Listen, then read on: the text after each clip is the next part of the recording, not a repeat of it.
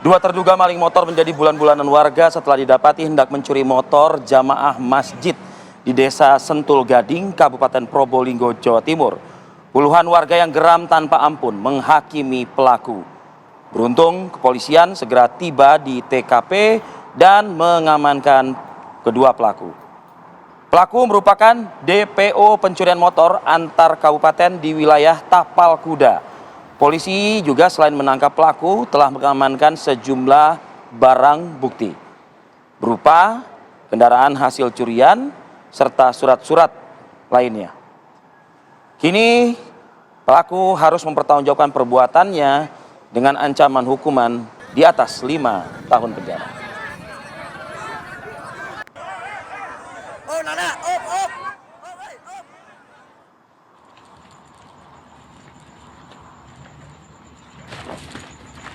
Delapan anggota sindikat jual beli data pribadi untuk judi online ditangkap tim Satreskrim Polresta Sidoarjo, Jawa Timur.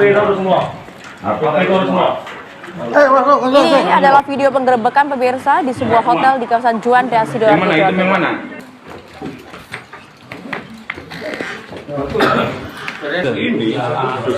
Para pelaku ini diduga terlibat jual beli data pribadi untuk keperluan judi online tingkat internasional di Kamboja dan Vietnam.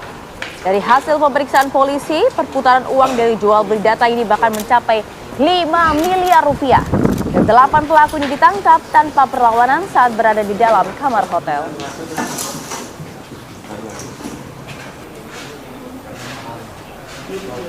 Perkara tindak pidana dari saya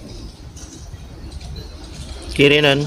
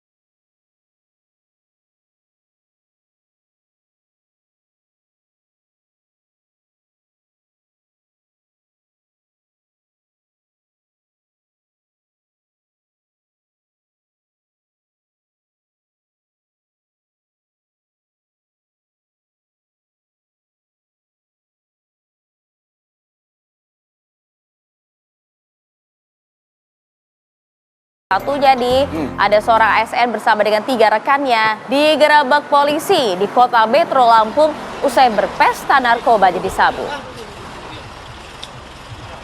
Jadi dalam menggeledah hari ini pemirsa, polisi juga menemukan ternyata mereka juga memiliki beberapa senjata yang juga kemudian turut diamankan oleh polisi.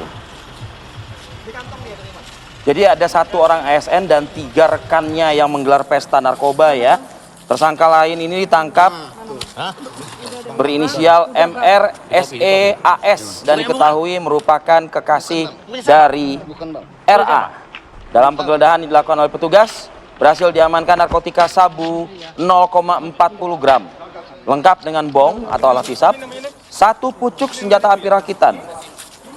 Ini ASN apa yang bawa senjata api rakitan? Nah, itu dia, apa sih fungsinya juga untuk apa? Ya apapun itu ya, saat ini pasti semuanya ini akan dihadapkan dengan ancaman penjara 12 tahun penjara terkait dengan penyalahgunaan narkotika. Dan juga dilipat gandakan dengan Undang-Undang Kepemilikan Senjata Api Rakitan. Jadi ancamannya bisa lebih lama lagi, sekitar 20 tahun penjara. Ya, siap-siap mempertanggungjawabkan perbuatannya, jangan kemudian merasa sebagai ASN begitu ya, kebal hukum. Ya kan? Tidak ada yang kebal di negeri ini. Oke pemirsa, kita lanjutkan informasi berikut. Ada kasus penembakan yang menewaskan 3 anggota polisi Waikanan Lampung, masih ingat? Gerebek judi sabung ayam waktu itu. Nah itu dia, ada proses hukumnya kelanjutannya seperti apa? Jadi sudah memasuki tahap akhir persidangan ini di mana terdakwa Kopda Basarsa divonis dengan hukuman mati oleh Majelis Hakim Pengadilan Militer 104 Palembang, Sumatera Selatan. Terbukti melakukan tindak pidana penembakan yang menewaskan 3 anggota polisi yaitu Bribka Petrus, Ibtu Lusianto, dan Bribda Galip di Kabupaten Waikanan, Lampung. Putusan dibacakan langsung oleh Majelis Hakim yang diketuai oleh Kolonel CHK Freddy Ferdian Isnartanto. Jadi dalam putusan ya Majelis Hakim menyatakan memang perbuatan terdakwa Kopda Bazarzah terbukti sebagaimana 3 dakwaan pasal. Hakim juga memberikan pidana tambahan bahkan yakni dipecat dari TNI. Saat mendengarkan putusan Majelis Hakim, keluarga korban penembakan Kopda Bazarzah sempat berteriak histeris seperti adalah saksikan di layar kaca saat ini, di mana menurut keluarga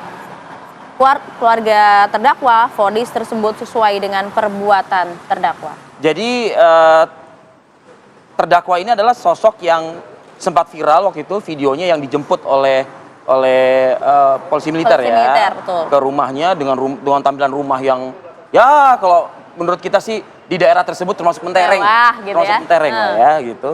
Dan dengan gaya yang waduh kayaknya siap sekali gitu. Itu dia, tapi Majelis Hakim juga nampaknya memberikan dakwaan juga dengan berbagai bukti yang cukup sah begitu ya. Betul. Berarti ini maksimal ya.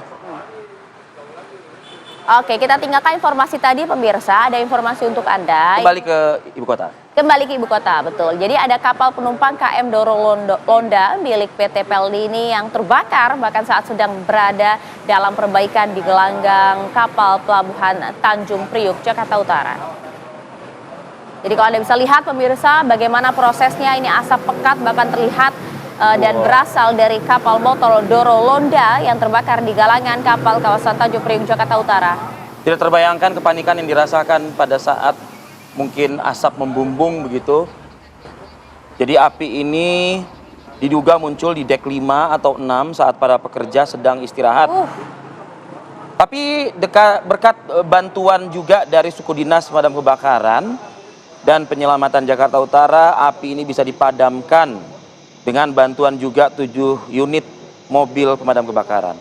Alhamdulillah ya tidak ada korban dalam peristiwa kebakaran penumpang ini. Cuman kedepannya ya mungkin perlu pengawasan ketat ya, maintenance berkala. Apalagi maintenance itu sih karena kelaikan kapal kan juga kemudian harus diperhatikan begitu. Kalau kita lihat sih kapalnya kayak masih bagus, masih baru sih. Masih bagus, apalagi kan juga mengangkut banyak penumpang kan di sana kan para pekerjanya juga. Beruntung tidak ada korban jiwa. Ya.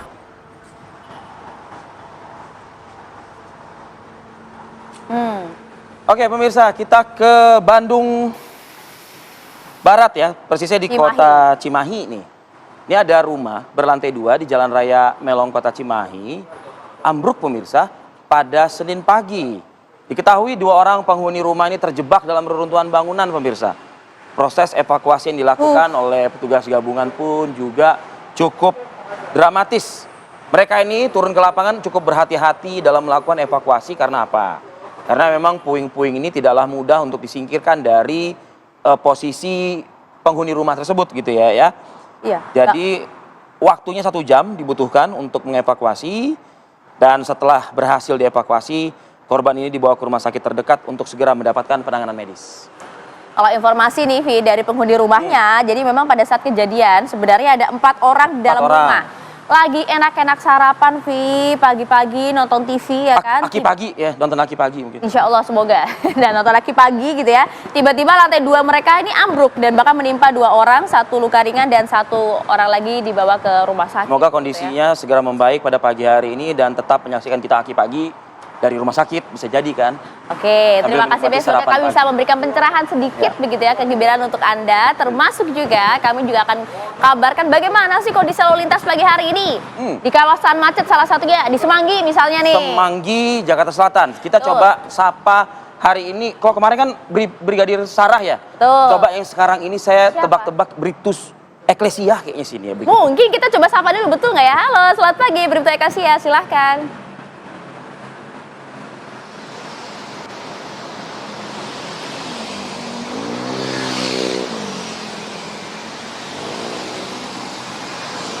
Baik, terima kasih Aris dan Maria. Selamat pagi pemirsa, bersama kami dari NTMC Korlantas Polri akan menginformasikan situasi arus lalu lintas langsung dari kawasan Simpang Semanggi, Jakarta Selatan.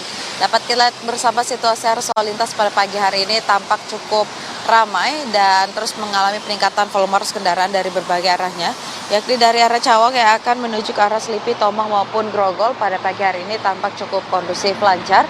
Namun berbeda di arah sebaliknya dari arah Selipi, Tomang maupun Grogol yang akan menuju ke arah Cawang tampak cukup ramai pada pagi hari ini. Kami menghimbau kepada seluruh pengendara yang melintasi kawasan ini untuk tetap berhati-hati dan selalu menjaga jarak aman kendaraan Anda dengan kendaraan lainnya dan mengantisipasi banyaknya kendaraan yang akan keluar masuk perkantoran di kawasan ini. Dan Anda tidak perlu khawatir pemirsa, dikarenakan di kawasan ini sudah terdapat petugas kami yang akan membantu kelancaran arus lalu lintas di jam berangkat perkantoran pada pagi hari ini.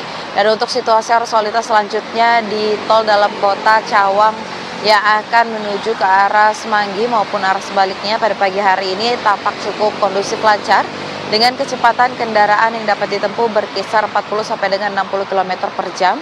Kami menghimbau kepada seluruh pengendara pengguna jalur tol, pastikan e-tol Anda dalam keadaan cukup agar tidak terjadi antrian kendaraan yang cukup berarti jelang gerbang tol.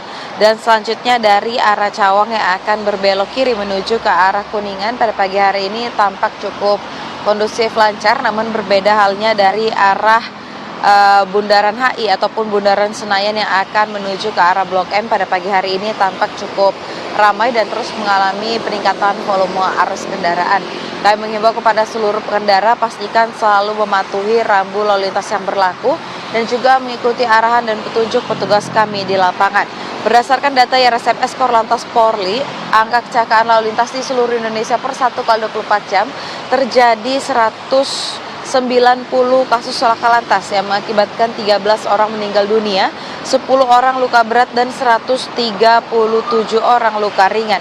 Dari kasus laka lantas tersebut 77% didominasi oleh kendaraan roda 2. Untuk itu kami menghimbau kepada seluruh pengendara, terutama pengendara roda 2, pastikan selalu mematuhi rambu lalu lintas yang berlaku dan juga tetap berada pada jalur yang benar dan tidak menerobos jalur yang berlawanan arah demi keselamatan diri Anda dan juga pengendara lainnya. Bagi Anda pemirsa yang ingin mendapatkan informasi situasi arus lalu lintas selengkapnya, dapat menghubungi call center kami di 15669 ataupun melalui SMS center di 9119. Selamat beraktivitas, hati-hati di jalan, dan salam presisi.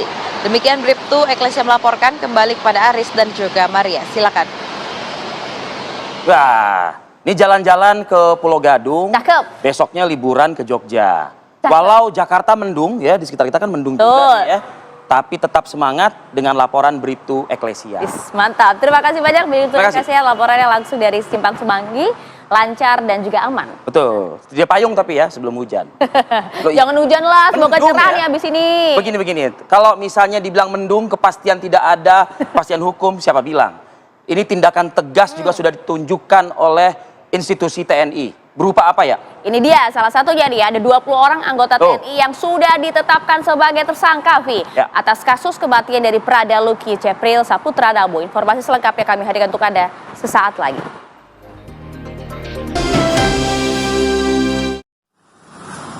Oke, kembali lagi di Apa Kabar Indonesia Pagi. Pemirsa, Komisi Yudisial menerima kedatangan mantan Menteri Perdagangan Tom Lembong bersama dengan tim kuasa hukumnya untuk menyerahkan laporan dugaan pelanggaran kode etik hakim.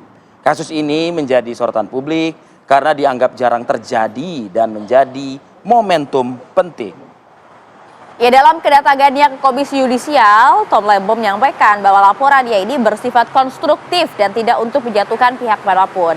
Ia menganggap bahwa perkara ini memang sebenarnya tak lain hanya sebagai momentum saja, sebagai momentum edukasi hukum dan ajakan untuk memperbaiki sistem. Bahkan disampaikan juga dalam hal ini Ketua KY Profesor Amzulian Rifai menyambut baik kedatangan Tom Lembong bersama dengan timnya, bahwa pihaknya pun akan menindaklanjuti laporan tersebut sesuai dengan kewenangan yang berlaku dan akan fokus pada independensi hakim dan bebas dari intervensi. Kalau yang ditanyakan kapan diperiksa para pelapor. Baik, terima kasih atas kedatangannya. Ya, namanya penegakan hukum itu harus jelas.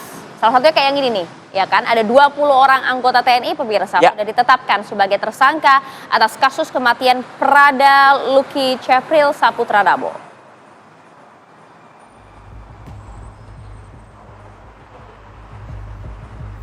Jadi ayah mendiang Prada Luki Syafril Saputra terlihat tak bisa menahan emosi saat menghantarkan peti jenazah anaknya untuk kemudian dimakamkan. Tak ada yang menyangka bahwa Prada Luki yang berusia 23 tahun itu meninggal dunia setelah mengalami penyiksaan dari seniornya. Polisi militer Kodam 9 Udayana menetapkan 20 anggota TNI sebagai tersangka dalam kasus kematian Prada Luki. Penetapan tersangka dilakukan setelah pemeriksaan sejumlah personel baik terduga pelaku hingga para saksi guna mengetahui peran dari masing-masing. Para tersangka sudah ditahan untuk proses penyidikan lebih lanjut dan bukan tidak mungkin akan ada tersangka baru.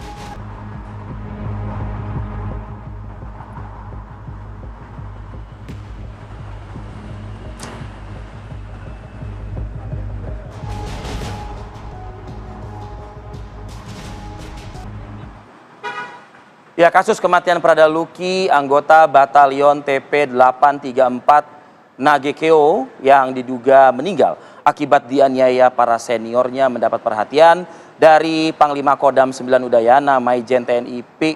Budiakto, di mana siang kemarin Pangdam Udayana mendatangi rumah keluarga Prada Luki Syafril Saputra Namo guna menghaturkan bela sungkawa. Dalam kunjungannya, Pangdam langsung bertemu dengan orang tua Prada Luki. Isak tangis pecah saat Pangdam memeluk kedua orang tua Prada Luki dan memberi ucapan duka cita mendalam. Dan juga ikut menyesali peristiwa yang terjadi serta merenggut nyawa seorang prajurit muda. Ya, karena Pangdam berjanji akan menegakkan keadilan dan juga memproses kasus ini secara betul-betul tuntas dan bahkan juga transparan. Dari rumah duka, Pangdam Udayana bersama dengan ayah korban melakukan kemudian ziarah ke makam Prada Luki Syafril Saputra Namo.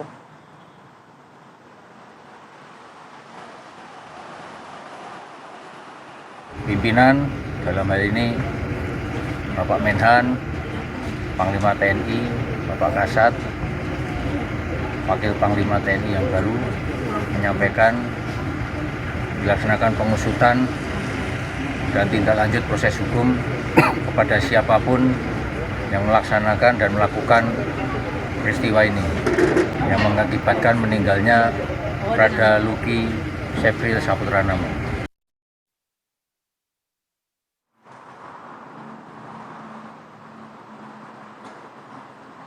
Ya pemirsa, kami akan jeda dulu sejeda. Kami akan hadirkan informasi ini ada seorang bocah perempuan usianya baru 10 tahun di Padang Lawas, Sumatera Utara menjadi korban kekerasan setelah dituduh mencuri barang dan uang di sebuah warung. Informasi selengkapnya untuk Anda sesaat lagi. Tetap bersama kami di Apa Kabar Indonesia Pagi.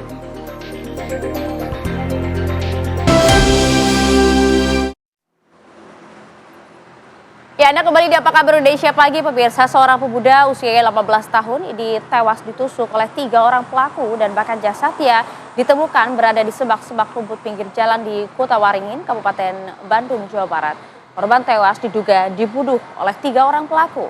Karena marah, keponakan teman pelaku dipaksa meminum obat keras. Dalam video amatir, petugas dibantu warga berusaha mengevakuasi korban. Tidak butuh waktu lama, korban berhasil dievakuasi dan jasadnya langsung dibawa ke rumah sakit untuk diketahui penyebab dari kematian korban ya. Guna mencari penyebab kematiannya, tim Inafis Polresta Bandung didampingi Satreskrim Polresta Bandung melakukan olah TKP kembali di Jalan Raya Soreang Batu Jajar, Kota Waringin, Kabupaten Bandung. Kurang dari 24 jam kemudian, polisi berhasil mengamankan 3 pelaku inisial R yang merupakan pelaku utama dibantu dengan rekannya A dan A.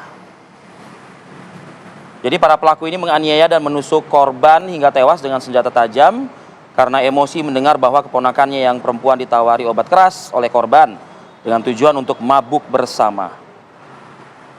Sejumlah barang bukti juga turut diamankan oleh petugas dan pelaku terancam pasal 340 KUHP, pembunuhan berencana mengakibatkan, pembunuhan berencana dengan ancaman kurungan penjara 20 tahun atau paling lama seumur hidup.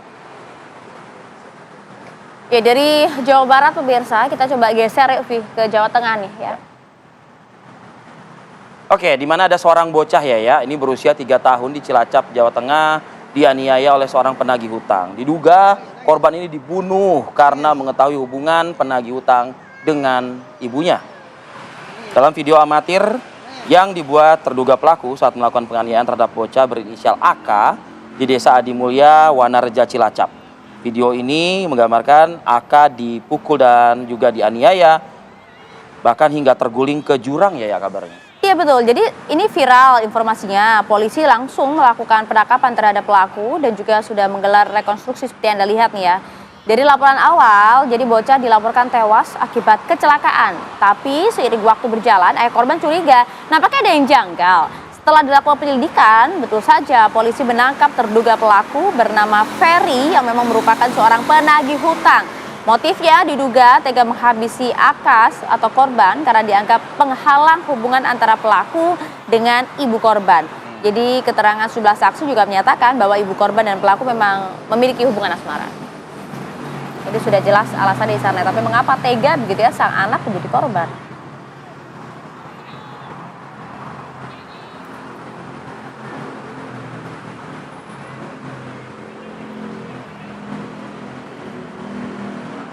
Iya, ini ada informasi dari Banyuwangi pemirsa, dinyatakan hilang selama 2 hari belakangan begitu ya. Ternyata seorang nenek ditemukan meninggal dunia. Nenek berusia 64 tahun itu ditemukan mengambang di dalam sumur di rumahnya di Desa Sambirejo di Kecamatan Bangorjo, Kabupaten Banyuwangi, Jawa Timur. Iya, aku ngimbangi, ben gak penting. Yang Anda saksikan adalah proses evakuasi jasad Martiah. Ini petugas Damkar Banyuwangi dibantu petugas TNI Polri serta warga berjibaku untuk bisa mengevakuasi nenek 64 tahun. Proses evakuasi berjalan dramatis karena sumur yang memiliki kedalaman 7 meter terlihat sangatlah rapuh. Ya, selain itu lubang sumur yang sangat sempit membuat petugas Damkar saat melakukan proses evakuasi harus ekstra hati-hati. Informasi ini kami angkat, kami hadirkan juga sebagai bentuk pengingat buat anggota keluarga yang memiliki mungkin saudara, kakek, nenek yang sudah renta, sebaiknya mungkin jangan dibiarkan tinggal seorang diri ya. Harus ada pendampingan entah itu anak ataupun cucu, seperti itu. Iya, sebisa mungkin untuk kemudian tidak hidup sendirian, karena hal seperti ini kita tidak pernah tahu ya kapan akan terjadi. Terlebih lagi tadi juga posisi dari sumurnya kan juga tidak ada pembatas, ya juga sudah rapuh, itu yang kemudian menjadi kekhawatiran sebenarnya. Semoga keluarga diberikan kekuatan.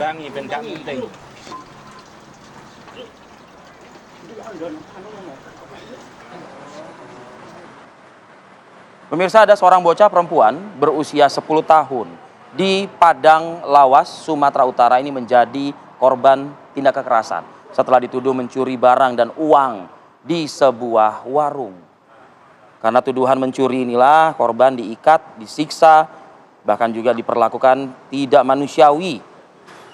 Pelaku kekerasan diduga adalah pemilik warung. Warga sekitar yang menyaksikan kejadian hanya membiarkan tindakan tersebut. Mendapat informasi, ayah korban pun langsung menuju lokasi dan menemukan anaknya sudah dalam kondisi terikat di bagian kaki dan tangan. Pelaku kemudian meminta ganti rugi 15 juta rupiah kepada orang tua korban. Nah itu dia, ayah korban mengaku terpaksa mendatangkan surat pernyataan meski sebenarnya bingung begitu ya untuk membayar uang tersebut, dari mana uangnya. Keesokan harinya, ayah korban kemudian melaporkan kejadian ini ke Polres Padang Lawas. Jadi memang sebenarnya apakah memang korban ini memang betul-betul mencuri atau tidak? Betul. Adakah kemudian saksi di sana? Apa warga juga membiarkan? Betul. Pertanyaannya belum terungkap secara pasti dan sesuai dengan hukum yang berlaku. Hukum itu sudah dilakukan seorang diri oleh pemilik warung yang tidak dibenarkan. Bahkan main hukum yang tidak dibenarkan. Main hukum sendiri, hakim sendiri tidak dibenarkan. Tapi coba, Vi, kita coba dalami hal ini, bagaimana kemudian kelanjutannya, duduk perkara juga seperti apa. Ini sudah tersambung bersama kami, ada orang tua korban, ada Bapak Damhuri Hasibuan. Selamat pagi, Pak Damhuri. Selamat pagi, Pak Damhuri. Selamat pagi, Pak. Pak Damhuri, saya mohon maaf, Pak. langsung ingin bertanya terkait hal ini, Pak. Nah, Benarkah anak Bapak ini dituduh mencuri? betul, Pak. Ini Kronologisnya seperti apa, Pak? Kejadiannya di sekitar jam 3 pagi. Kami pun nggak tahu karena di jam 3 paginya kan udah pada semua tidur. Jadi Ya. tiba-tiba datanglah anak si pelaku ini yang perempuan membangunkan ke rumah, membangunkan ibu untuk mengasih tahu bahwa anak kami udah kedapatan di toko orang itu mencuri kan. Jadi nggak lama kemudian dibangunkan ibu lah aku untuk mengasih tahu bahwa anakku udah kedapatan di toko orang itu. Jadi langsung disuruh ibu untuk menengok anakku. Aku pun langsung ke situ menengoknya. Begitu aku sampai di situ, kaki dan tangan anak saya udah terikat. Udah didudukkan. Selain kaki dan orang tangan itu terikat, apa situ yang di terjadi tempatnya. dengan anak Bapak, Pak Damuri? Kalau selama aku di situ, ya bentar-bentar kepalanya dipukul. Kadang-kadang kakinya disepak. Gitu-gitu aja lah terus. Sampai paginya Pak Damuri, barulah dia. Iya Bu. iya. Bahkan pada saat Bapak di Di- sana, perilaku kekerasan itu juga dilakukan oleh pelaku. Iya Bu. Di depan saya. Itulah karena saya pun di waktu itu melihat tangan anak saya diikat kuat. Di situ ku mintakan agar dilonggarkan sebentar, dilonggarkan dulu.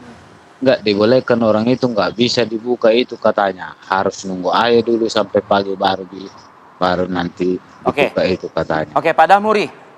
Pak Damuri, pertanyaan saya lantas Pak. begini, Pak. Artinya anak Bapak ini melakukan pencurian berarti? Iya awalnya begitu Pak. Enggak, faktanya seperti apa, Pak? Benarkah melakukan Benar tidak? pencurian atau hanya sekedar tuduhan semata? Memang benar Pak, betul itu. Aku pun kuakui betul. Apa yang dicuri, Pak? Kalau memang Apa yang dicuri? kalau yang nampak hari itu yang udah dikumpulkan duit lah sekitar 600 sama jajan-jajanan. Sama Itu pun jajan-jajanan. nggak Jadi sempat tot. sama jajan-jajanan. Iya. Tapi mengapa Bapak Jadi kemudian itu pun diminta nggak- ganti rugi 15 juta, Pak? Itu kalau ke situnya aku kurang tahu itu Bu, karena istilahnya tuntutan orang itu untuk kesalahan anakku ini segitulah dibikin orang itu. Jadi aku Pak pun Damuri, kalau apakah tidak Iya, ada masyarakat yang mencegah kekerasan terhadap anak Bapak ini terjadi begitu, Pak? Tidak ada satupun yang melapor ke pihak berwajib, polisi dan lain sebagainya.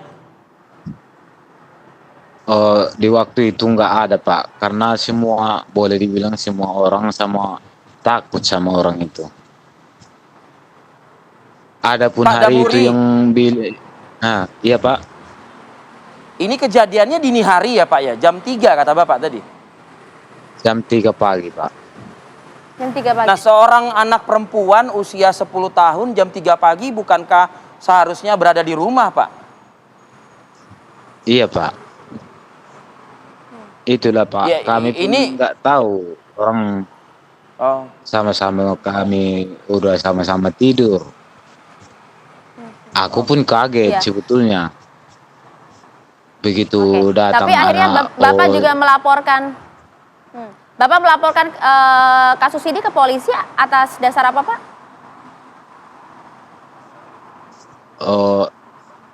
atas penganiayaannya itu, aku kan nggak Oh, senang oke. dibikin anakku kayak gitu. oke. Seharusnya orang Oke, itu baik. Baik. udah ketahuan anakku mencuri maunya dikasih tahu. Ya, ya. Karena masih ada Bukan yang malah lagi kan. bukan yang malah apa, disiksa begitu ya, Pak ya? Iya Pak. Baik. Oke. Semoga kepolisian bisa segera menindaklanjuti, Pak, dan juga terkait dengan kasus pencuriannya juga ya, yang memang diakui oleh Bapak tadi dilakukan oleh sang anak. Ya, dan Pak Damuri juga siap mengganti rugi begitu Ya, ya. Cuman ya. kasus kekerasan ini yang kemudian dilaporkan ke polisi. Terima kasih banyak Pak Damuri atas waktu yang bersama kami di Apa Kabar Indonesia Pagi. Terima kasih banyak. Assalamualaikum. Jadi ya main hakim sendiri tidak dibenarkan, apalagi ini anak kecil, ya kan? saya yakin pemilik warung juga punya anak kecil juga pasti kan. Betul. Entah itu anak atau cucu kan begitu. Nah pertanyaannya, apakah pantas anak ini mendapat tindakan kekerasan? Dan itu disaksikan oleh orang banyak. Stoplah kekerasan terhadap anak ya. Dan main hakim sendiri juga tidak dibenarkan, ada hukum yang mengancam di sana kan.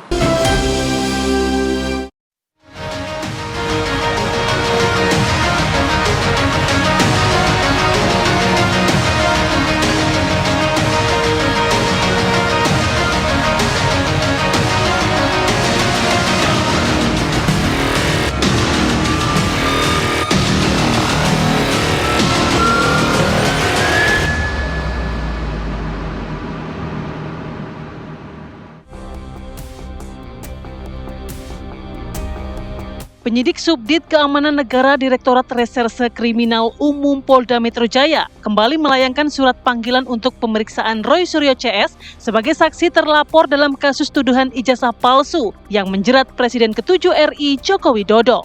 Namun kali ini diwakili tim pengacara advokasi anti kriminalisasi akademisi dan aktivis Roy Suryo CS mengkonfirmasi bahwa pemeriksaan yang seharusnya dilakukan hari ini tidak bisa mereka hadiri lantaran sejumlah acara sudah terjadwal dari masing-masing saksi terlapor.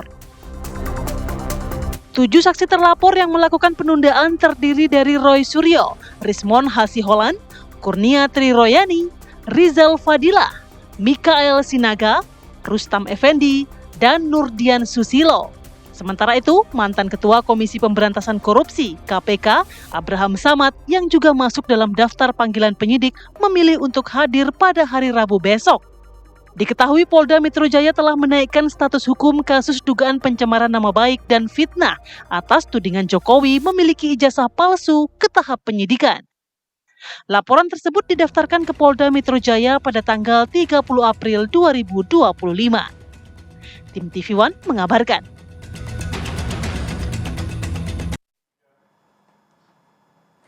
Nah, ini katanya nggak bisa diganggu dulu nih, Vi, ya kan? Ya. Katanya kemarin Beneran, pengen tadi kasusnya pernyataan. tuntas, tapi kok ini kok nampaknya mau ditunda-tunda gitu loh. Ya. Ada perluan apa sih 17 Agustus Kalau itu? konstruksinya seingat saya tuh begini, nanti mungkin bisa kita konfirmasi ke pihak Roy CS ya. Kan pemanggilan awal kan tidak hadir, lalu keesokan harinya hadir, gitu ya kan? Betul. Nah ini kan berarti Konfirmasi. pemanggilan yang Tiga lah. atau kedua? Nah, ini kita konfirmasi ya. Iya kan? Nah kita konfirmasi nih, tidak hadir lagi, padat sampai tanggal 17 gitu. Iya kan? Katanya Nyari pengennya pohon cepat pinang selesai. buat dipanjat. Udah daftar lomba makan kerupuk katanya sih gitu kan. Coba kita cari duduk perkara seperti apa ini ya, jalan keluar yang simple, praktis kalau katanya Bung Effendi Karena ada Ghazali ahli ya. juga yang terlibat dalam diskusi kita. Sudah hadir bersama kami ada Bung Effendi Ghazali, analis komunikasi politik. Selamat pagi. Seorang pakar komunikasi tanah air. Sama-sama. Selamat pagi. Kok sama-sama jawabannya? Istilahnya makin menuju kemerdekaan ya. Kan Karena biasanya kan 17. biasanya peneliti komunikasi politik. Iya. Ini ada tanah air Tanah kan air. sekarang. Tanah air. Luar biasa loh. Dan hari ini biasa. juga ada Irjen Pol Purnawana Arianto tadi di Penasihat Ahli Pak Aris, Kapolri. selamat pagi. Pak Arianto. Selamat pagi. Dan ini nih, kita ingin tanya nih, sebenarnya ada agenda apa ya? Nggak bisa diganggu-gugat. Saudara beda ayah ibu dari Pak Ari. Oh, beda. Beda. Ahmad Hasanuddin. Sama-sama keturunan Nabi Adam. Nah, selamat pagi, assalamualaikum. Waalaikumsalam warahmatullahi Selamat. wabarakatuh. Oke. Ya. Jadi gimana Bang? Ada Tabayun dulu, apa? tabayun deh. Kita tabayun lah sebenarnya lah. Iya, faida apa namanya kalau inja akum fasikum binaba'in fatabayanu, jika ada kabar yang nggak jelas maka tabayun lah. Betul. Nah hari ini coba saya akan tabayun. Yang pertama itu hal yang biasa dalam konteks pemanggilan dari institusi kepolisian begitu.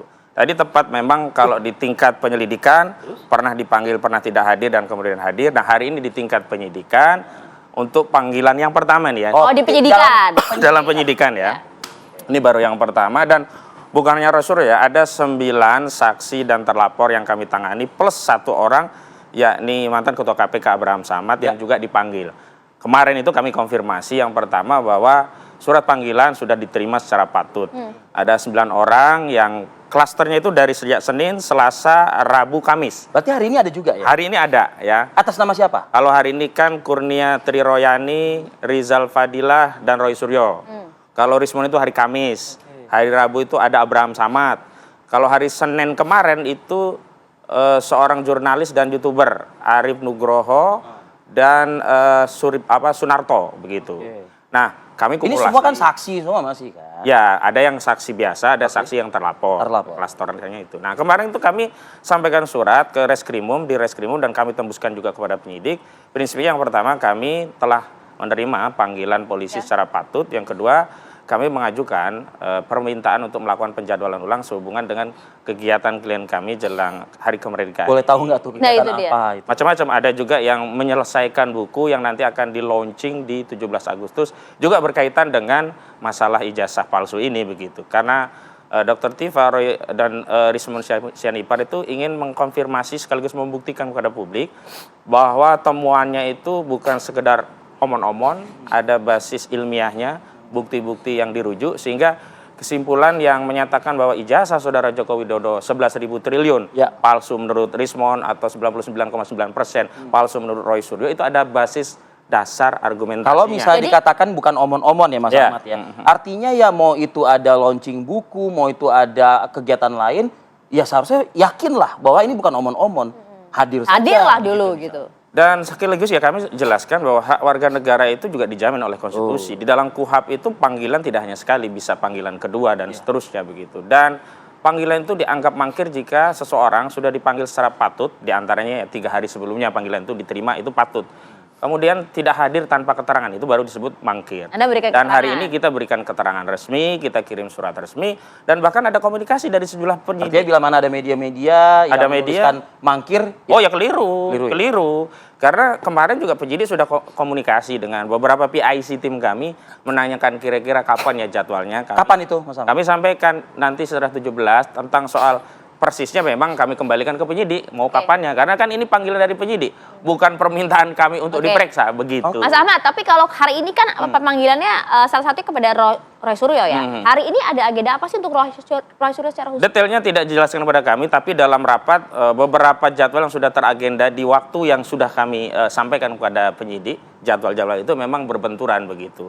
Tentang detailisasinya kami tidak terlalu tahu ya, cuman kami berikan pemahaman kepada klien-klien kami bahwa tidak hadir di dalam proses pemanggilan itu adalah hak dari orang yang tidak hadir adalah hak ya. Ada hak. Itu diatur oleh KUHP kan. Diatur oleh KUHP gitu. Nah, pertanyaannya kan pemanggilan ini karena memang ya Pak Ari ya, ini sudah naik ke tahap penyidikan.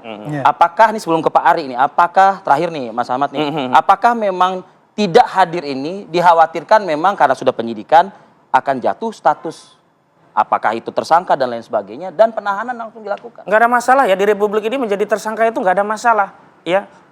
Mantan ketua KPK saja ya sudah tersangka di Polda Metro Jaya ya. Itu sampai hari ini masih bebas begitu ya. Kemudian yang sudah terpidana Sylvester Matutina 6 tahun sampai hari ini juga udah bebas, nggak ada Banyak yang masalah. bilang sengaja menunda-nunda nih, mengulur waktu. Nah itu kan hak, kalau hak itu digunakan nggak ada masalah kan. Jangan kemudian ketika ada orang menggunakan haknya kemudian dipersoalkan seolah hak itu tidak boleh. Nggak ada masalah kecuali tidak hadir tanpa keterangan. Nah itu mangkir, ini melawan begitu. Ini hak ya Pak Arianto ya, dan itu sah-sah saja dilakukan. Sebagai penyidik agak repot nggak sih kalau kayak gini Pak Ari? Enggak, kalau penyidik itu kan cuma manggil aja. Manggil kepentingannya mau meriksa. Karena ini panggilan sudah pakai penyidikan, maka dipanggil secara baik ya. Artinya dikasih waktu untuk 2 hari paling tidak kan sudah kemarin. Ada itikat baik mereka ini datang gitu loh ya kan? Ya kalau mereka tidak datang ya dilihat apakah ada alasan yang patut apa tidak ya. Nah, alasan itu yang menilai penyidik itu nanti. Jadi tinggal kita lihat aja nanti. Bisa diapakan alasan yang tidak patut itu oleh penyidik? Ya kan penyidik bunyinya dalam pasal itu ada alasan yang tidak patut, yang patut gitu ya. Nah, patut sama tidak itu ya tergantung dari penyidik dong. Kalau tidak patut artinya tidak diterima alasannya begitu? Ya gini, kalau tidak patut ya berarti ya pasti nanti akan dipanggil lagi. Ini kan kalau dia dipanggil sekali nggak datang ya, bunyinya kan kalau tidak bisa datang dengan alasan yang tidak patut itu ya, maka dia bisa panggil lagi dengan surat perintah membawa. Paksaan? Gitu.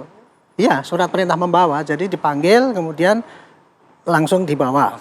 Itu bunyinya KUHP kayak gitu. Ya. Alhamdulillah. Nah gitu aja. Jadi nanti intinya apakah ini patut atau tidak itu tergantung kepentingan penyidik. Kalau penyidik itu masih memberi kelonggaran, saya belum urgen banget manggil sekarang, mungkin ya biar aja lah sesuai dengan apa yang diminta itu. Artinya tadi kan Pak Ahmad kan, Mas Ahmad ini kan mintanya kan kalau bisa ya sampai dengan tanggal 17 katanya. Ya kan itu kan gitu. Nah, tapi kalau kemudian penyidik, wah saya ini buru-buru selesai ya, mungkin nanti dia akan manggil lagi. Itu dia. Artinya Skala kan ini apa kan yang membuat lama ya? penyidik itu buru-buru? Skala apa gitu loh? Kan penyidik sudah punya jadwal selama ini kan. Sudah sebulan yang lalu kan sudah naik ke penyidikan, sudah sebulan yang lalu kan. Ya. Dia pasti sudah ada punya jadwal. Yang dipanggil yang saksi-saksi pelapor dulu. Sekarang udah selesai semua. Ya. Nah, tinggal saksi terlapor kan gitu gilirannya gitu. Nah, kemudian ternyata saksi terlapor ini kemudian ada kepentingan nggak bisa datang. Tinggal hitungan penyidik aja lah nanti. Ya sebagai penyidik senior, Irjen Arianto tadi melihat ini udah 1 bulan tahap penyidikan, kok belum ada tersangka, kok belum ada juga. Ya, saya kemarin kan bilang, oh, ini lambat amat gitu ya. Tapi setelah saya cek-cek, ternyata banyak saksi yang diperiksa. Jadi ya saya pikir ya, oh kalau gitu berarti Anda memang sekarang selama ini udah lembur ini untuk memburu supaya cepat gitu. Ya kecepatannya udah segini inilah yang menurut banyak saksi yang diperiksa, tapi masih banyak juga yang menunda pemeriksaan. itu kan yang terakhir ini. Kalau yang lain-lain semua udah diperiksa itu. Jadi kita akan masih menunggu titik terangnya masih cukup lama nih Pak Arianto? Enggak, saya kira enggak. Ya ini tinggal panggilan kedua aja lah nanti kan. Kan pasti akan ada panggilan kedua itu. Nah ini kita tinggal tunggu penyidik aja. Mungkin nggak 1-2 hari ini ada panggilan kedua? Saya Meskipun tidak sudah disampaikan Setelah oleh terlapor, 17, tolong ya Pak ya setelah tanggal 17 Iya, misalnya. itu tadi ya saya katakan itu tergantung daripada perhitungan penyidik itu. Oke.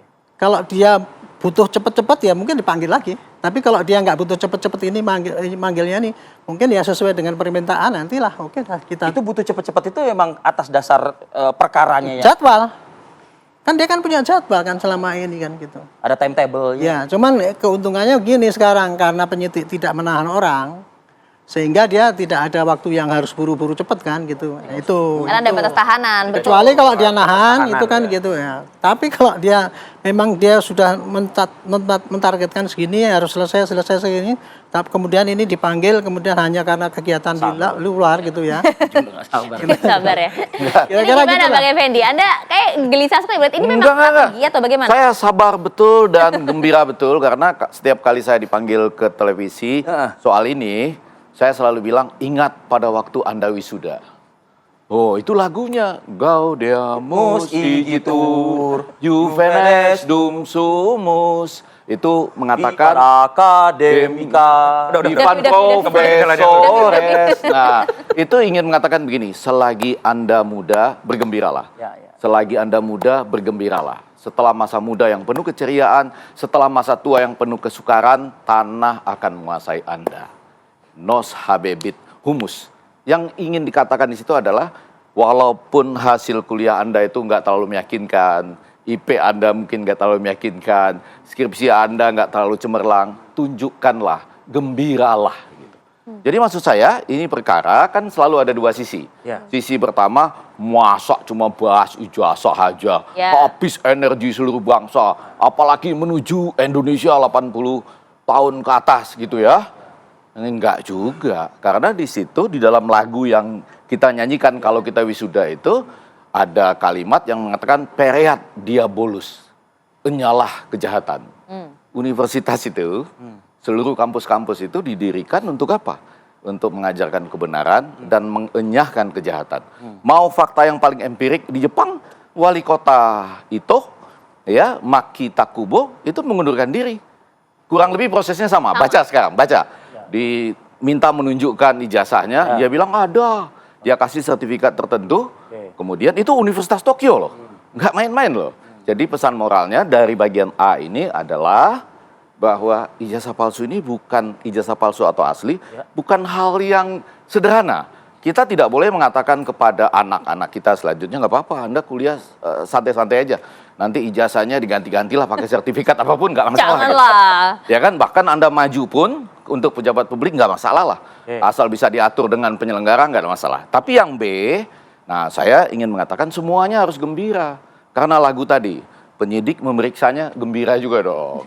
Ahmad dan kawan-kawan yang sekarang lagi keliling-keliling ya untuk jadi punya panggung, jadi punya buku, gembira aja, nggak ada masalah gitu. Karena sekali lagi, setelah masa tua Anda, setelah kekuasaan ini ada di dunia, maka tanah akan menguasai Anda. Gitu. Dan dan saya belum melihat ya, yang B ini yang agak penting, sebetulnya kasus ini jadi berkepanjangan, kalau mau saya selalu itu di TV One nih, kita coba kasih satu jalan keluar lah gitu. Itulah. Jalan keluarnya adalah gini, nanti juga buat teman-teman penyidik menarik. Ijazah itu kan ujung. Yes. Betul nggak? Kita dapat ijazah setelah apa? Setelah diterima. Ada berita diterima, walaupun Roy Suryo bilang, apa itu bahasa kalimat korannya beda. Ada teman kuliah ada. Teman sebangku ada. Wisuda juga ada. Di buku wisuda juga ada. Skripsi. Nah, orang sebelum tahun 2023 tidak boleh lulus tanpa mengerjakan skripsi. Jadi artinya pada waktu itu diwajibkan harus ada skripsi. Nah, skripsi ini saya tanya nih kepada kita semua yang ada di sini tuh. Ingat tanggal ujian skripsi? Enggak pasti ya? Iyalah. Enggak ya? Enggak. Ya butuh waktu lah, saya tanya dulu Kalau Saya lihat dulu tuh bukunya. Ada di deskripsi. enggak. Kalau ini senior saya karena saya sih masih ngajar di Sesko TNI. Salah satu alumnus terbaik adalah Pak Arianto. Luar biasa. Tahun berapa itu Pak? Jadi kita ini semua ada cara lulus, cara untuk skripsi itu.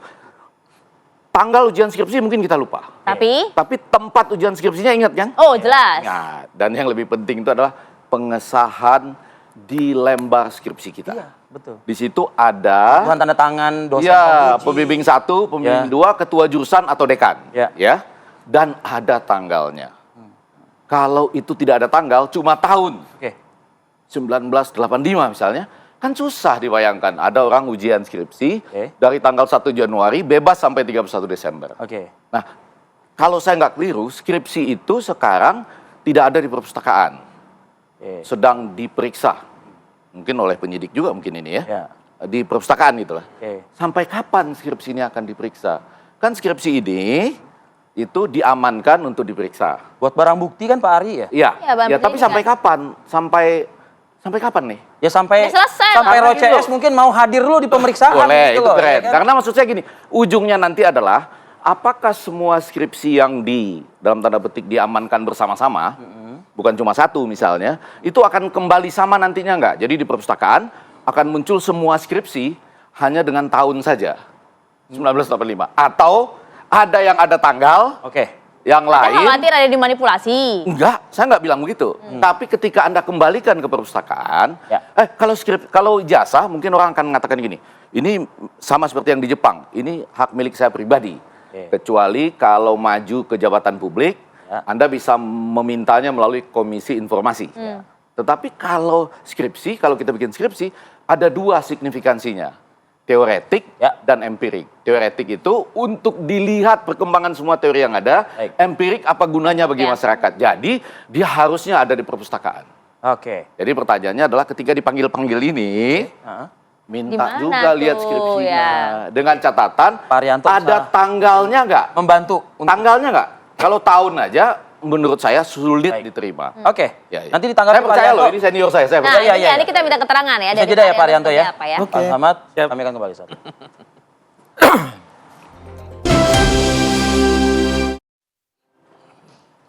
Ya, kita lanjutkan diskusi kita cukup menarik nih. Makin menarik, makin rumit juga nampaknya. Pak Arianto, ini sebenarnya menambah beban penyidik tidak sih banyak pertanyaan ini? Enggak, kalau saya. Dari awal saya katakan ya, penyidik itu tidak ada beban untuk apa kok desak-desak dari gini-gini. Dia penyidik itu cuma mencari bahan bukti, kalau ada kemudian pasti disita yang dibutuhkan.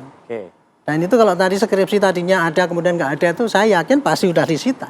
Satu angkatan untuk ya, kepentingan ya, ya disita karena itu kan barang bukti. Barang bukti itu nanti akan ditunjukkan di persidangan semua yang disita gitu.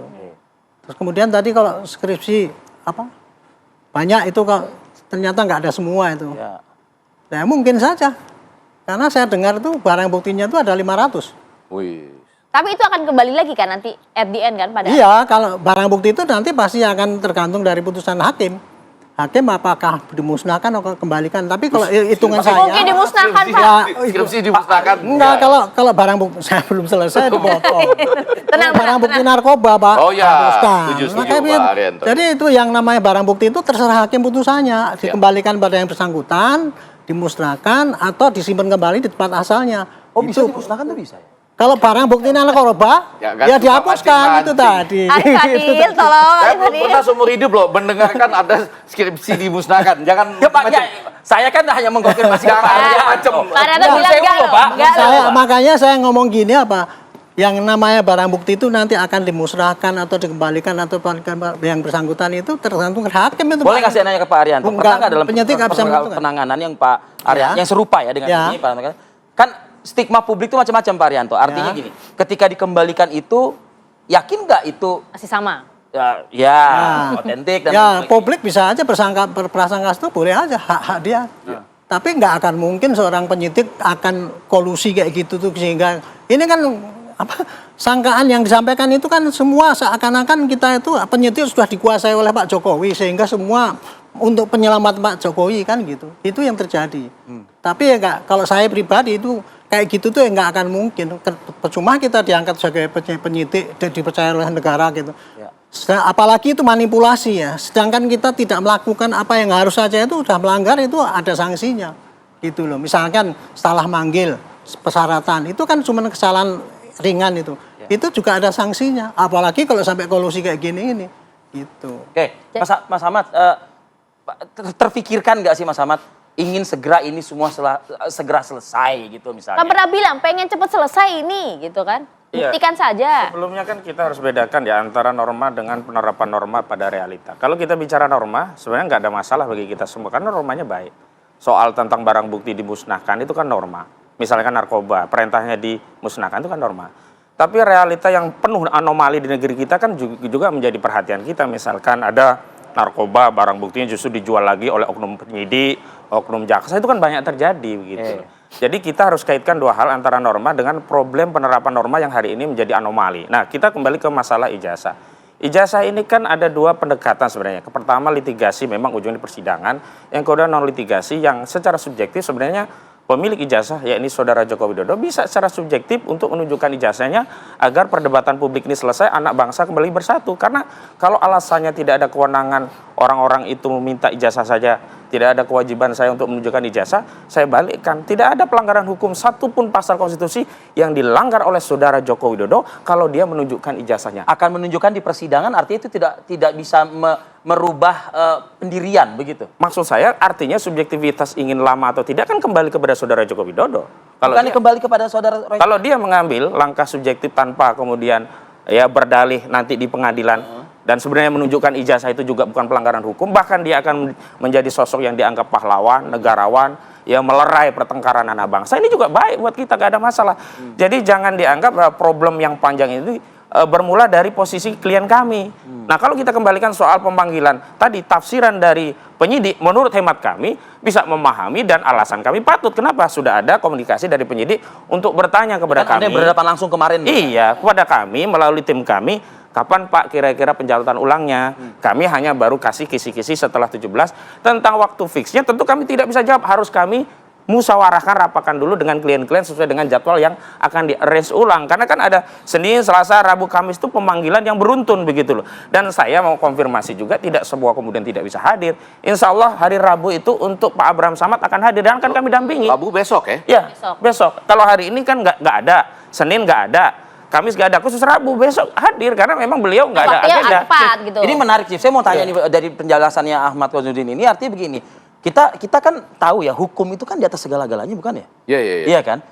Apakah boleh gitu bernegosiasi dengan penyidik gitu? Penyidik ini kan pegangannya hukum pasti kan?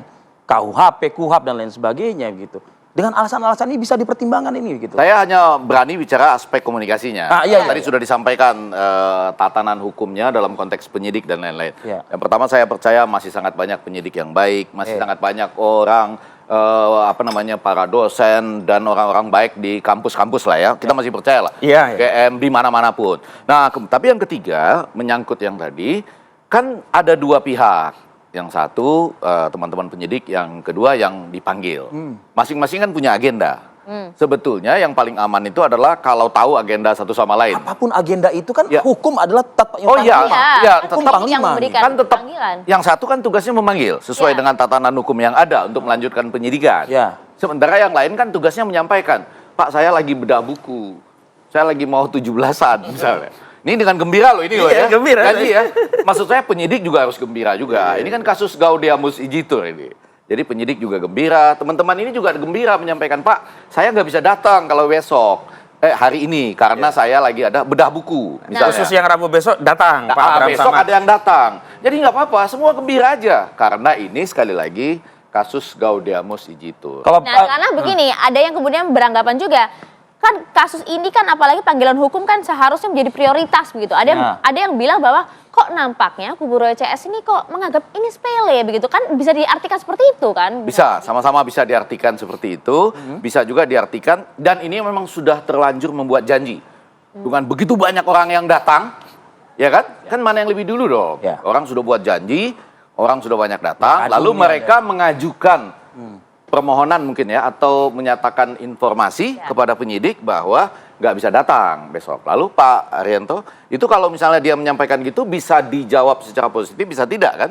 Bisa dianggap penting, bisa enggak gitu. Oh ya memang penting. Kalau ke rumah sakit, dirawat, dibantarkan, itu kan lain. Tapi misalnya nanti disampaikan jawaban, enggak. Itu sudah dianggap panggilan pertama, panggilan kedua gitu ya Pak Arianto. Ada tahap-tahapannya. Tapi yang mau saya katakan sekali lagi, mudah-mudahan ini kasus Gaudeamus Igitur, semua gembira aja. Penyidik manggil, oh dia lagi lagi bedah buku. Oh bagus dong bedah buku, gak apa-apa. Nanti kita panggil lagi gitu kan. Semua gembira aja. Apa sih yang mau disembunyikan dari kasus ini? Misalnya nih ya, skripsi. Nanti sekarang lagi dikumpulkan, lagi diteliti. 500 ya barang bukti. 500. Barang bukti Enggak sedikit. dong, satu angkatan enggak 500. Barang buktinya 500 katanya. Oh, barang bukti. Kalau skripsi Jangan langsung terframingkan ke, 80 ke satu angkatan 500. 500 barang bukti. Oke, Ya. enggak, Barang buktinya. kalau skripsi berapa satu angkatan? Paling 80-an waktu itu. Nah, Ya kan lalu- nggak hanya itu barang bukti kan? Iya, enggak. Kalau saya yang penting itu skripsi kalau menurut saya. Oke. Karena skripsi mengantarkan orang secara layak untuk dapat Penyidik ijazah. juga pasti paham itu. Oh, paham. Ya. Karena itu tadi saya khawatir kalau skripsi Anda yang mancing-mancing loh tadi. Enggak, saya nggak mancing, dimusnahkan. saya lagi siaran. Saya belum Saya pernah lagi nggak mancing.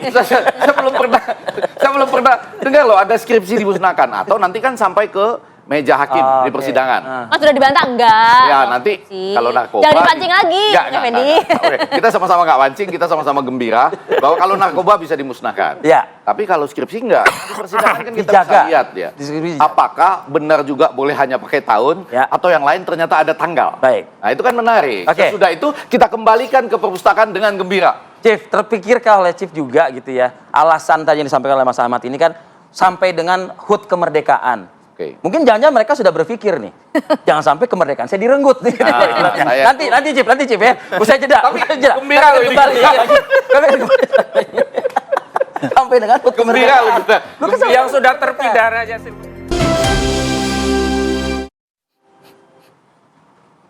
Ya. Ya, melanjutkan yang tadi terputus tuh ya. Kemerdekaan, Vi. Ya, 17 Agustus memang HUT kemerdekaan. Kita tahu itu ya kan. Cuman alasan ini saya mengacu ke Mas Ahmad tadi Ya. mengatakan sampai dengan 17 Agustus HUT kemerdekaan Ya, gitu. ya. Anda menafsirkan ini jangan-jangan mereka ini sudah ada feeling-feeling atau apa gitu menurut Anda? Yang pertama, kemerdekaannya harus tetap disambut dengan gembira, betul kan? Pasti. Pasti. Bahkan bolehlah Anda pasang One Piece pun nggak ada masalah sekarang. Ya. Dulu kan nggak boleh. Terus sekaligus pada saat yang sama, kita ngingat tadi yang Anda sampaikan, ngingat kemerdekaan Palestina. Sudah mulai diakui kan oleh banyak negara sekarang, betul kan? Semua udah pada beralih semua. Ya, oke. sama dengan ini. Saya tetap berharap dua hal. Yang pertama, para penyidik kita masih banyak yang baik. Mereka juga kalau memanggil atau memeriksa harus dengan gembira. Karena mereka juga pernah diwisuda. Gaudeamus. Ya, iya, gitu. betul. Jadi mereka harus bergembira. Karena suatu saat nanti kita semua akan dikuasai oleh tanah dan kita tetap harus menolak kejahatan. Itu disebut pereat diabolus. Nah, sementara bagi teman-teman yang dipanggil ini tetap harus gembira juga. Jangan ngotot-ngotot juga kalau lagi konferensi pers. Ini usulan saya nih ya. Oh, kalau konferensi pers nampak nggak gembira ya? Gembira aja, karena yang ingin dibuktikan itu adalah Jangan kan konferensi pers, doorstop juga ngotot. Ya, gembira saja ya. Kadang-kadang pakai humor juga kok Pak Ahmad ini ya. Iya. Sekali Gembiranya saya begitu modelnya. tidak gembira saja karena apa? Mereka wajib memberikan alasan. Nanti yang menilai alasan itu adalah penyidik, ya kan, untuk terus dan sebagainya. Apakah, kan ini yang menarik pertanyaannya. Ini kalau pertanyaan ini nggak memancing. Apakah saudara feeling? Apakah deadline-nya 17 Agustus? Pertanyaan, entar dulu, konstruksi belum Anda jawab. Konstruksinya kan jelas. Tadi kan Mas Ahmad juga yang ngomong. Ya. Ini kan pemanggilan pertama dalam tahap penyidikan kan Betul. gitu. Kan masih ada pemanggilan-pemanggilan lain. Betul, tapi sementara biasanya hari ini penyidikan adalah kan 11 Agustus. diiringi dengan status tersangka. Ya, itu. Anda membayangkan seakan-akan sebelum 17 Agustus mereka sudah ditahan gitu ya. Enggak, Bung. Sudah direnggut kemerdekaannya katanya. Ya kan enggak. feeling. Feeling Anda begitu. Feeling, bukan feeling saya. Feeling banyak orang? Enggak juga. Kalau saya feeling pada acara ini, enggak. Karena kasus Gaudiamus Sijitur ini kegembiraan. Jangan langsung main tahan. Ya Tersangka dulu gitu. Tapi kan ini prosesi hukum, udah jelas. Tersangka sudah? aturannya. Belum. Oh, belum kan? Nah, tersangka aja belum. Oke. Nanti malah tiba-tiba nanti bisa jadi komisaris BUMN. Ya kan? Nggak tahu kita, itu bisa macam-macam itu. Kalau tiba-tiba balik badan bisa jadi komisaris. Iya. Jadi gembira saja gitu. Dan saya tidak percaya bahwa semua orang itu seperti tadi. Gembira nggak saat ini itu? Semua orang itu, penyidik itu kacau. Nggak mungkin, masih banyak yang baik. Di UGM masih banyak guru-guru, Ya, kita percaya, profesor kita yang percaya baik. Itu yakinlah gitu. Oke. Ini kasus bergulir dengan Gaudiamus Sijitur. Bergembiralah gitu. Gembira ya Pak Ahmad ya? Gembira sekali. Klien Anda masih gembira? Ya, gembira Klien Anda sekali. gembira ya? Dan saya mau tegaskan tadi ya, saya luruskan bahwa ketidakhadiran ini bukan berarti pembangkangan terhadap hukum. Ya. Hukum pula yang memberikan hak untuk tidak hadir dengan memberikan alasannya. Kalau kita bicara tentang pembangkangan hukum itu bukan orang yang dipanggil menjadi saksi tidak hadir, tetapi orang yang sudah berstatus terpidana, sudah inkrah dari 2019 sampai hari ini. Ya, kalau ini kan sah-sah nggak saja. dieksekusi. Fokus ke klien Anda aja Ya. lah. Artinya dia pun sudah gembira, yang begitu aja bisa gembira ria. Iya. Firly Bahuri sudah Apalagi kami tersangka, masih sudah saksi gembira. loh. Apalagi kita Masih saksi. baru saksi, masih jauh panggang dari api. Bisa aja api yang menyala balik ke Solo, yang kebakaran Solo. Nah, saya juga ingatkan kepada Pak Jokowi. Humor, Pak Jokowi. yang bagian tadi humor. Rumor. Ya. Iya. Itu tadi meledak-ledak tadi itu. Bagian Ya. humor. Bagian dari gembira ya. Ya, saya mengutip Gembiranya Pak begini, FMI Jakali, gembiranya Pak begini. Jokowi, kalau kita punya ijazah asli dan memang pernah lulus sekolah dari satu kampus, ayolah bergembira, tunjukkan ijazah dengan gembira ria. Karena tidak Saya ada bukan alasan yang bagi menjadi orang Pak Jokowi. yang Iya, iya. tidak Tapi Pak Jokowi gembira sudah dengan mengatakan ijazah kan kalau persidangan ijazahnya kan, asli. gitu kan? Begitu. Iya. Di Nanti persidangan. di Nah, persidangan. saya katakan kalau nunggu sana kan gembiranya kelamaan. Ayolah gembira hari ini menjelang 17 Agustus. Jadi Anda gembira sengaja menunda agar tidak ke persidangan? Oh bukan, kan ini ujungnya juga ke persidangan. Tetapi kalau saudara Joko Widodo dengan gembira menunjukkan ijazahnya, berarti apa yang mau dibuktikan di persidangan? Wong sudah dibuktikan di luar kan selesai. Gembira semua bangsa kita. Nggak, tapi- Kita merdeka. Gitu. Oh, Kalau berarti, ada. berarti Anda menggiring kepada persidangan publik dong, Oh, bukan enggak. persidangan yang sebenarnya. Kalau konteks persidangan publik itu kan kalau kita melakukan agitasi, ayo jangan percaya dengan pengadilan. Loh kita ini Tapi kan publik percaya pasti dengan akan pengadilan, membandingkan kita dong, ikuti Bang. proses hukum. Kalau ini ada opini di luar, kan semua pihak kan hari ini sedang beropini. Termasuk acara hari ini kan sedang menyampaikan pendapat opini tentang perspektif kita terhadap ketidakhadiran klien kami yang sudah kami konfirmasi memenuhi panggilan tetapi Ya. ada uzur begitu loh. Tapi Jadi kita tidak ada ingin masalah, kan- gembira saja bagi kami Ya, gitu loh. persoalan hukum ya di persidangan nanti. Lah, begitu. ada kan persoalan yang tidak persidangan, misalkan penyelidikan. Penyelidikan itu persoalan hukum. Memangnya harus ke pengadilan? Enggak, kan baru ke penyidik. Penyidikan juga baru ke penyidik. Penuntutan baru di jaksa. Masih panjang. Kalau Tapi sebelum sabar, persidangan sabar. bagaimana Pak Arianto? Oh iya Pak Arianto dulu. Kalau sebelum persidangan bagaimana ya?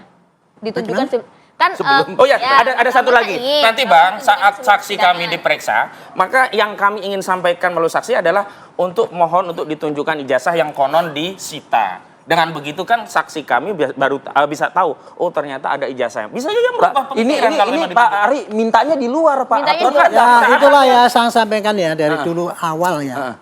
Kasus ini kenapa jadi berlarut-larut dan tidak selesai-selesai? Nah, Karena apa? Karena satu pihak itu pakai sistem model pembuktiannya sendiri. Contoh, sampaikan di depan umum gitu. Ya. Sementara di Indonesia itu negara hukum. Untuk pembuktian ini palsu apa tidak itu ya hanya di persidangan. Ya. Itu tadi tapi maunya kan kelamaan ditunjukkan. katanya Pak. Kalau nunggu Yang bikin lama itu siapa? Yang bikin lama itu siapa? Sekarang ini penyidik mau manggil, dia nggak datang. Siapa yang bikin lama? Launching buku. Ya gitu kan. Makanya sekarang gini ya, saya sampaikan ya. Sebetulnya ini ya, dengan dipanggil tidak datang tuh rugi. Karena apa? Dipanggil itu kalau datang. Nggak merasa Pak. rugi kok kita. Nggak merasa rugi sekali lagi, Pak. Nggak usah dipotong, Pak. Saya nggak berdebat dengan Bapak. Ya, saya nggak merasa rugi. Cuma Ya. berdebat Saya mau dengan konfirmasi itu klien Jadi kami gini tidak ya. merasa rugi, Oke. tidak datang. Kami gembira, Gini, bahagia. Nah, udah itu aja. Jadi yang namanya pembuktian ini, Pak, untuk ini palsu apa tidak itu hanya di pengadilan karena negara kita negara hukum, Pak. Prosedurnya adalah itu tadi pakai penyidikan dan kemudian barang bukti disita dilihat di sana nanti. Itu aja sebetulnya simpel aja gitu. Nah sekarang kalau panggilan ini yang terakhir ini tadi ya di dalam penyidikan hukumnya itu cuma bunyinya gini, penyidik bisa memanggil tersangka ataupun saksi ya dipanggil dengan cara yang wajar. Artinya ada waktu jeda minimal 2 hari sehingga dia ada persiapan untuk datang. Ya. Dalam hal tidak datang, maka dalam hal tidak datang dengan alasan yang tidak patut, penyidik bisa memanggil kembali dengan perintah membawa. Jadi nggak 3 kali, cuma 2 kali aja. Bisa. Bisa. Bunyinya gitu. Bisa 17 Agustus. Kalau nggak Ya, patut. kalau tidak, makanya itu sekarang kan Kalau nggak patut. kembali Kalau kepada di buku patut nggak pertanyaannya? Ini kan patut tidak. tafsiran liar sebenarnya. Uang Ya. penyidiknya sudah komunikasi dengan Ya, kami oke, kok. oke. Patut tidaknya itu sudah. adalah penyidik. Sudah gitu gembira. loh. Sudah. Makanya itu patut tidaknya lah penyidik. Makanya tunggu aja nanti apa yang dilakukan oleh penyidik. Sabar dulu. Itulah menentukan kepatutan itu tadi. Saya nggak bisa menentukan karena saya bukan penyidik. Iya, iya. Itu. Ininya gitu. Tapi prosedurnya Poinnya di sudah Anda jelaskan ya Pak Arief? Ya itu prosedurnya kayak gitu. Tapi saya ingin mengingatkan ya. Oke. Sebetulnya ya kalau dipanggil itu dari pihak terpanggil itu tadi mestinya itu tadi bukti-bukti yang dia anggap bukti Bawa saja. atontik yang 1000% 1 triliun persen itu dibawa ke penyidik supaya itu nanti masuk ke persidangan. Perang lah di situ tuh kan. Iya, itu kan dipertimbangkan oleh hakim.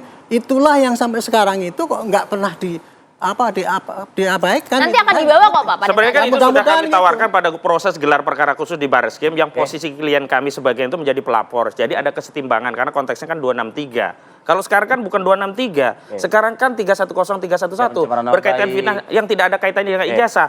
Semestinya kalau kita mau fokus adu argumen, adu bukti itu di perkara yang dilaporkan di Barreskrim. Tapi kenapa di Barreskrim dihentikan? Itu oke lah udah selesai. Yang kedua di Polda ini kan kami juga minta gelar perkara khusus seperti yang dilakukan di Barreskrim. Kenapa di Barreskrim gelar perkara khusus dilakukan, di Polda tidak? Kalau alasannya itu kan di penyidikan. Enggak, di Barreskrim itu juga baru penyelidikan. Bedanya di Barreskrim penyelidikan dihentikan, kami minta ajukan gelar perkara khusus ditindaklanjuti. Baik. Nah, di Polda penyelidikan dinaikkan ke penyidikan. Kami minta proses gelar perkara khusus tidak ditindaklanjuti. Ya, karena mereka sudah membuat Ada komentar Pak Arief? ya.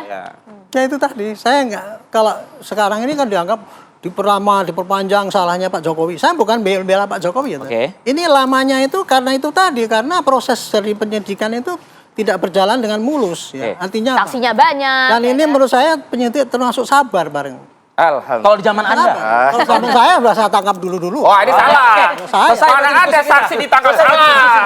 Ini yang salah. Enggak. Nggak boleh saksi kok Nggak, saya cuma guru aja. Kan ini kan Bapak kan kalau Pak Arianto. salah tetap, kalau salah tetap salah. Jangan diajari Posting dari Anda kita singkat salah. aja. Saya makin takut kalau langsung main tangkap aja. Enggak, saya mau mengatakan perkara ini bisa didekati dengan 2 hal. Kita percaya masih banyak penyidik yang baik, teman-teman di kampus yang baik. Karena itu bisa 2. Kita menunggu persidangan. Ya. Di persidangan Pasti. itulah ditampilkan ijazah dengan perbandingan ijazah Perdebatan lain itu ada di situ, dan skripsi dengan perbandingan skripsi yang lain yang sekarang disita. Pakai tanggal semua atau cuma tahun. Oke. Lalu yang kedua, masyarakat juga bisa mendorongnya dengan gembira. Kalau dulu kan ada, ini ijazahku, mana ijazahmu. Ya. Sekarang bisa juga, ini sahnya skripsiku, mana sahnya skripsimu. Pakai lagu Gaudiamus. Ya. Nah, jadi dua-duanya nanti ketemu dengan gembira. Oke. Yang satu di persidangan hasil dari penyidik. Ya. Kalau itu masih lama, Ya. ini masih sempat bedah buku. Tetapi kalau yang ini agak cepat. Ini kan masyarakat yang mengatakan, ini sahnya skripsiku, mana sahnya skripsiku. Tapi kalau proses hukum tetap kita tunggu di persidangan ya. Oke, terima kasih banyak. Semua sama-sama ketemu dengan Gembira.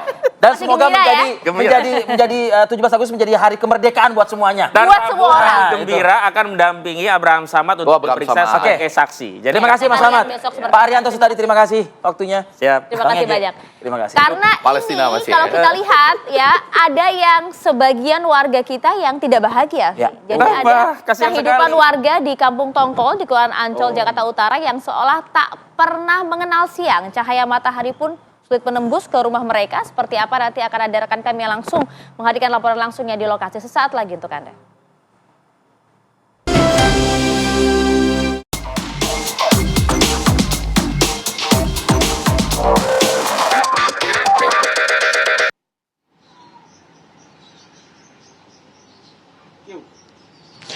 Anda kembali di Apa Kabar Indonesia Pagi bersama saya, Prita Zega.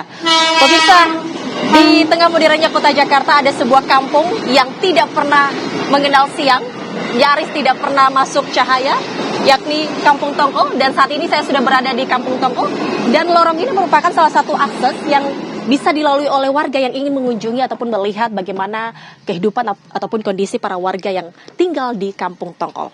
Seperti yang Anda lihat tadi, barusan ada kereta api dan itulah yang dirasakan oleh warga yang tinggal di Kampung Tongkol setiap harinya di sini. Dan beginilah suasana di Kampung Tongkol, pemirsa. Meskipun ini menunjukkan pukul 8 pagi, namun kalau kita di Kampung Tongkol ini setiap harinya terasa seperti malam begitu. Inilah bagaimana kehidupan para warga di sini yang hidup di Kampung Tongkol, tidak mengenal siang begitu, hanya mengandalkan penerangan ataupun cahaya dari lampu. Karena memang pemirsa, ini rumah-rumah di sini berdempetan, sangat berdempetan, sehingga cahaya-cahaya dari luar ataupun dari atas nyaris tidak masuk ke bawah pemukiman padat penduduk ini. Dan seperti yang Anda lihat saat ini hanya selebar 1,5 meter untuk akses jalan, dan bahkan pemirsa kalau ada motor ataupun orang ini yang lewat ke sini, ini harus bergantian. Seperti yang saat ini pemirsa, jika ada motor yang lewat saking sempitnya, kita harus bergantian ataupun saling menunggu. Terlihat di lorong ini pemirsa bahkan masih ada motor-motor yang masih terparkir, dan kita akan tanya-tanya bagaimana sih kehidupan warga di sini untuk tinggal selama beberapa tahun di sini. Kita akan coba tanya-tanya kepada salah satu warga di sini. Halo, selamat pagi. Assalamualaikum Ibu. Ibu, maaf ganggu waktunya, boleh ganggu sebentar Ibu? Ya. Ibu, kita boleh tanya-tanya dengan Ibu siapa? Ibu Emi. Ibu Emi? Iya. Ibu Emi, tadi saya lihat nih dari lorong sana sampai ujung, ini malam nih Bu, seperti malam terlihat meskipun ini udah pagi ya Bu ya. Kalau Ibu sendiri sudah berapa lama tinggal di Kampung Tongkol ini? Sekitar 26 tahun di sini. 26 tahun? Iya. Berarti dari tahun 99. Dari tahun 99. Rasanya hidup tanpa cahaya ataupun sinar matahari langsung, bagaimana Bu? Hanya mengandalkan lampu-lampu di sini, bagaimana rasanya Bu? Ya sedikit agak pengap sih. Ya, namun mau gimana lagi ya, nggak ada pilihan. Kita ya udah terbiasa aja. Artinya dari dulu memang tahun 99, artinya itu pas zaman reformasi ya Bu ya, sesudah penggusuran pada tahun 89. Apa alasan Ibu dulu tinggal ke sini Bu, pindah ke sini? Pikir saya kan dulu saya ngontrak, pas kebetulan di sini ada yang jual murah ya, jadi daripada saya ngontrak terus, jadi saya beli di sini. Dulu masih murah gitu. Bersama keluarga dulu artinya Bu? Bersama keluarga, iya. Akhirnya saya bangun gitu ya. Sampai sekarang alhamdulillah. Iya. Anak Ibu udah berapa nih Bu? Anak 3, cucu udah 3. Mata pencaharian sehari-hari apa sih Bu di sini? Kalau suami kerja di bengkel. Kalau ya saya sehari-hari di rumah aja. Jadi ibu rumah tangga. Ibu, kan tadi saya dari atas nih. Ini kan langsung dari sisi rel kereta api. Iya. Rasanya gimana mendengar suara ataupun deru rel kereta api setiap menit begitu? Awal-awal ya kaget ya kita, tapi lama-kelamaan udah terbiasa ya, biasa aja. Udah jadi mendarah daging ya. Waktu pertama kali datang ke sini, apa yang berbeda Bu? Itu kan tahun 99 ya Bu ya, sampai sekarang tahun 2025, 26 tahun di sini. Dulu saya awal-awal di sini sih masih sepi, belum padat seperti ini ya, masih jarang-jarang. Jadi hawanya sejuk aja gitu, biasa belum padat kayak sekarang dibangun, dulu masih kosong. Tapi memang dulu sepanjang ini atau dulu tuh masih dikit sih Bu warganya? Dulu masih dikit. Ya, saya aja di sini baru sendiri, ke sono kosong. Ntar ada lagi jauh gitu jaraknya. Bangunannya nggak ada, pada kosong. Boleh diceritakan nggak sih Bu kayak kehidupan di sini kayak gimana setiap harinya? Ibu memulai bekerja setiap harinya itu gimana sih Bu rasanya? Ya gimana ya, biasa aja sih. Kalau udah namanya kerjaan rutinitas kita ya nyuci apa sebagai macamnya, segala macam gitu. Untuk keluarga di sini budayanya apa sih Bu? Ya ada yang kerja, ada yang ya di rumah aja gitu, jadi yang ngurus keluarga gitu. Di sini juga ada gotong-gotong royong kayak gitu nggak sih Bu, kayak saling membantu sesama tetangga-tetangga atau bagaimana? Ya ada. Cuman ya lama gitu jangka waktunya, nggak setiap bulan apa enggak. Ibu, ini kan di dalam lorong seperti ini akses air, terus kemudian ada lampu juga. Itu bagaimana, Bu? Ada kendala nggak sih, Bu? Nggak ada, aman-aman aja, lancar. Lancar. Iya, air lancar, listrik lancar. Tapi pernah ada penggusuran nggak sih, Bu, di sini? Nggak ada selama ini. Oke. Kalau ini kan milik dari PJKA, Perusahaan Jawatan Kereta Api. Dari dulu sejak Ibu ke sini, ada nggak kayak penggusuran yang dilakukan oleh pemerintah, khususnya dari PJKA? Kalau sampai di penggusuran nggak ada, cuman kalau isu-isu sering ada. Iya. Artinya tidak pernah langsung ke sini? Langsung, iya. Tidak pernah langsung. Tapi jikalau misalkan ada keinginan ataupun rencana dari pemerintah untuk melakukan penggusuran ataupun ingin memindahkan warga-warga di sini ke rumah susun, itu bagaimana, Bu, pendapat Ibu? Ya kita kan nggak bisa apa-apa ya. Kalau sampai misalkan kita disuruh pindah, digusur, ya kita angkat kaki aja. Kita nggak, namanya kita ini numpang ya, nempatin. Kita nggak bisa ngapa-ngapain, ya udah. Pasrah aja gitu. Kalau Ibu mau pastiin, artinya ini kan di atas masih ada kontrakan berarti ya, Bu, ya? Masih. Kalau rumah Ibu sendiri ini apa nih, Bu, dapurnya ya? Iya, dapur. Ini untuk jualan-jualan juga kah atau bagaimana? Ya untuk masak, makan sendiri aja. Ya kadang ya jualan juga kalau lagi ada gitu. Oke. Ibu, kalau misalkan Om ngomongin soal keamanan di sini bagaimana sih, Bu? Ini kan kalau kita lihat nih, kayak orang bisa aja lalu lalang ke sini kan, meskipun sempit begitu, itu gimana, Bu? Ya kalau masalah keamanan itu tergantung kita ya, kalau kita hati-hati ya aman-aman aja. Nah, kalau kita teledor ya namanya maling kan, istilah mah nggak ada niatan juga, kalau kita geletak kan pasti dia ini ya. Ibu ada yang mau disampaikan atau harapan untuk pemerintah untuk warga kampung Tongkol? Ya yang saya harapkan ya pemerintah bisa membantu orang-orang yang kurang mampu lah di sini. Gitu ya. Terima kasih banyak Ibu Emi. Nah, pemirsa, itu dia tadi salah satu potret bagaimana kehidupan warga kampung Tongkol di sini seperti yang disampaikan oleh Ibu Emi tadi, salah satu warga yang sudah 26 tahun sudah tinggal dari tahun 99 sampai sekarang. Nah, ini salah satunya, pemirsa, kalau misalkan ada motor yang lewat kita harus bergantian untuk akses jalan ini. Dan disampaikan juga tadi bahwa di sini kehidupannya sangat baik, para warga di sini saling gotong royong, kemudian saling membantu. Interaksi antara tetangga di sini sangat baik sekali, meskipun memang ini gelap begitu, namun ada penerangan untuk akses air, kemudian akses lampu juga. Ini sangat bagus di sini, tidak ada kesulitan-kesulitan. Bahkan tadi juga soal keamanan memang sudah disiapkan oleh pihak RT di sini. Demikian, kembali ke Anda di studio.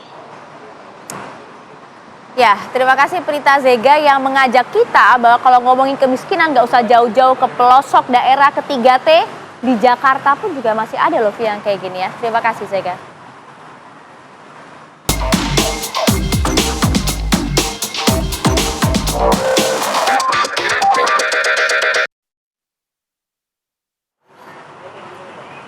Ya, kita tinggalkan informasi dari Ancol ya, Pademangan, Jakarta Utara tadi. Kita berlanjut ke segmen berikut. Ini ada rangkaian kabar viral ya yang akan kami hadirkan. Salah satunya adalah seorang buruh jahit di Pekalongan ini terkejut setelah menerima surat transaksi pajak bernilai miliaran rupiah. Kok bisa? Uang siapa? Saya jeda ya, saat lagi.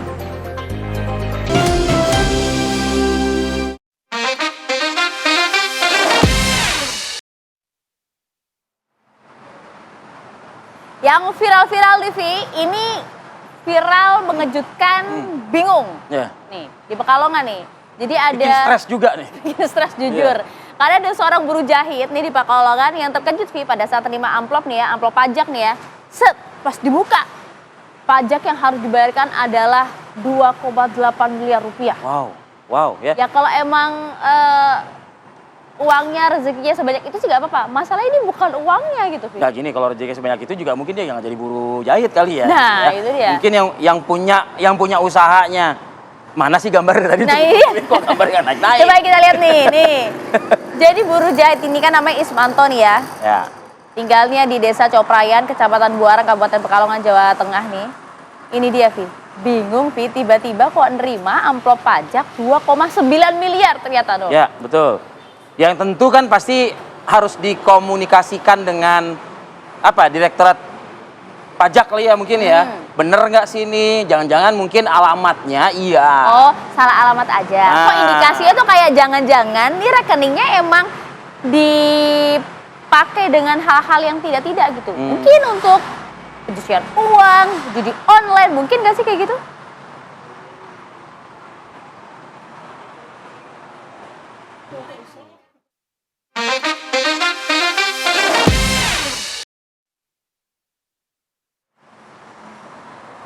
Ini kabar viral tapi cuma satu namanya ini. Satu, karena viral banget gitu. Karena bikin bingung, Vi, kalau bingung-bingung gitu tuh kan mau curhat kemana, Ya, susah kasihan juga lagi kan, masyarakat kasihan ya. lah masyarakat. Oke, nah kalau bicara curhat nih hati-hati nih ya. Kenapa? Karena usai Aki Pagi ada Hidup Sehat, temanya menarik banget, ini bicara soal curhat. Curhat? Jadi hati-hati yang biasa curhat di AI ya. Ini waspada gangguan mentai. Apa tuh, Vi, mentai? Mental mengintai. Waduh, Gitu. seperti apa? Kalau Ayah biasa curhat di mana? Kalau aku curhat Arif Adil. Oh, ke teman? Ya kan? Ke teman, ke sahabat, kepada yang ilahi. Nah, minta sama ilahi ya. Dalam sujud ya, Vi. Dalam sujud. Kelamaan, Vi, kita closing dulu lah yuk. Jangan lupa Hidup Sehat saat lagi apa saja yang udah bisa mengganggu mental dengan curhat di bot AI. Nah, sesaat lagi yang ada Desa Karwada untuk Anda. Saya Maria Segaf pamit. Saya Arif Adil, terima kasih atas perhatian dan pesan Anda. Kita jumpa lagi besok.